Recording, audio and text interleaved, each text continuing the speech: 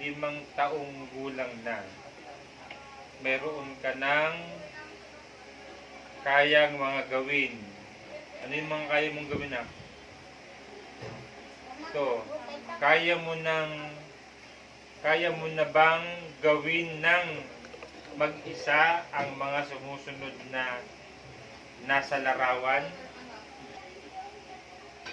Ito, kumain mag-isa.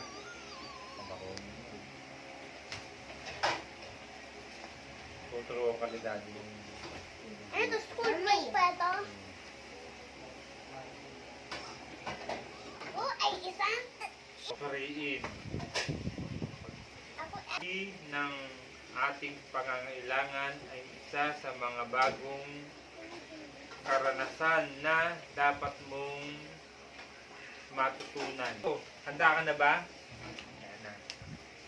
Handa na akong matuto. Bagong karanasan, dapat subukan ko ang pagbibihis, pagkain at pagligo. Ibang pangangailangan ay dapat masabi ko upang malaman ang pangangailangan ko. Sabihin sa harap ng pagkain mag-isa, paghuhugas ng kamay mag-isa, pag naiihi ka na, sasabihin mo kay mami o kay daddy, o kaya pag nasa loob ka ng classroom, kay teacher, pag naiihi ka. Ayan, pagsusuot ng damit mag-isa. Ano yung mga pangangailangan kailangan mong gawin? Ito, ang aking mga pangangailangan ay ano? hindi lalabas. Maghugas ng kamay. Tapos, Pagka naiihi ka na, kayo nung magpapaalam? Very good. Dapat marunong ng mag-bihis mag-isa. Kayo mo na. nabubuksan. Kanino? Kay? Kanino? Pagka naiihi ka, kanino? Teacher ka kay? Kanino pa?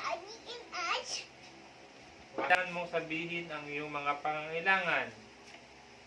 Sasabihin ko ang aking pangangailangan upang hindi mapahamak. Ay, maaari akong magkasakit. Kasi, saka kay? Okay, good. Sa inyo, yun, kay nanay at kay tatay. Ano ang gagawin kung hindi kayang buksan ang isang lagayan? Si Daddy. Si Daddy, very good. At ba ito, kunyari ikaw yan. Paano to? Paano gawin yan? Paano yan? Gayahin mo siya. Gayahin mo, dali. Gayahin mo. Paano? Paano ba yun? Naiihi ka na kunyari. Paano? Gayahin mo. Paano? Kaya mong gawin. Oo o hindi? Opo. Opo o hindi? Opo o hindi? Kaya. Kaya mong gawin o hindi? Kaya. Ano ba yun? Banggitin mo kung ano yan. Pagsasali ng tubig. Pag-drawing. Kaya o hindi? Sumagot ka na. Dali. Mayos ka na sagot. Ayun si teacher. Daddy, alam ko. Pagkain mag-isa. Kaya o hindi? Kaya.